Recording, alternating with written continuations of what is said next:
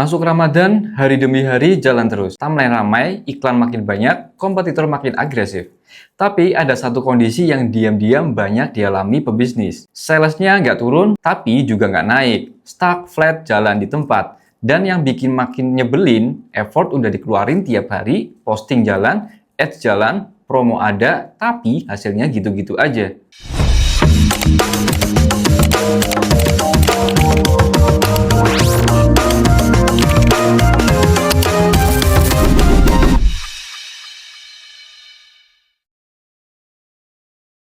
Kalau kamu lagi di posisi ini, tenang, kamu nggak sendirian. Dan biasanya penyebabnya bukan karena market sepi, tapi karena ada beberapa hal yang kecil yang kalau dibiarkan, efeknya jadi besar. Yang pertama, kamu kehabisan angle komunikasi. Konten kamu dari awal Ramadan sampai sekarang masih ngomongin hal yang sama dengan cara yang sama.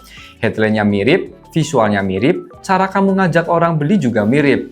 Akhirnya, audiens kamu yang udah lihat dari awal, sekarang jadi kebal. Bukan karena mereka nggak butuh, tapi karena mereka udah terlalu sering lihat pesan yang sama. Solusinya bukan nambah budget dulu, tapi ganti angle. Kalau dari awal kamu udah fokus ke promo, sekarang coba kamu masuk ke cerita, ke edukasi ringan, atau ke behind the scene. Bikin orang lihat brand kamu dari sudut yang berbeda. Yang kedua, kamu terlalu cepat puas sama performa yang aman. Begitu ROAS masih oke, kamu nggak berani ngoprek lebih jauh. Padahal di fase pertengahan Ramadan, yang menang biasanya yang berani ngulik lebih dalam.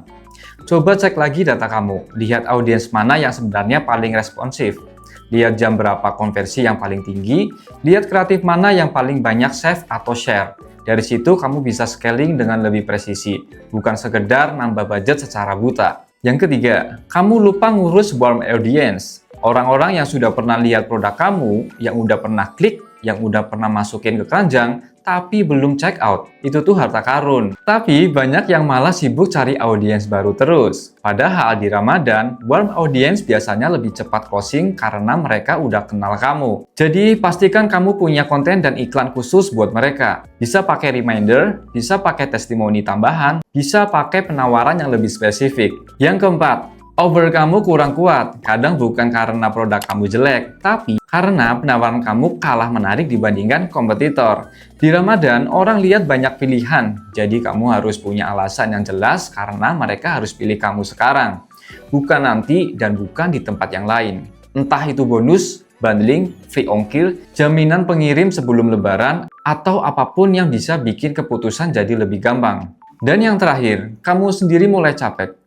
Ini jujur aja, Ramadan itu bukan cuma menguji bisnis, tapi juga stamina pebisnis. Jam tidur berubah, aktivitas berubah, energi turun. Kalau kamu ngurus bisnis dalam kondisi setengah tenaga, keputusan yang kamu ambil juga biasanya setengah matang. Jadi kalau kamu hari ini ngerasa sales kamu stuck, jangan langsung panik. Anggap ini sebagai sinyal buat evaluasi. Lihat lagi komunikasi kamu, lihat lagi data kamu, lihat lagi audiens kamu, dan lihat lagi offer kamu. Perbaiki satu persatu. Biasanya begitu satu bagian dibenerin, yang lain ikut naik. Ramadan belum selesai, masih ada ruang buat nge-push performa kamu, naik di sisa waktu yang ada.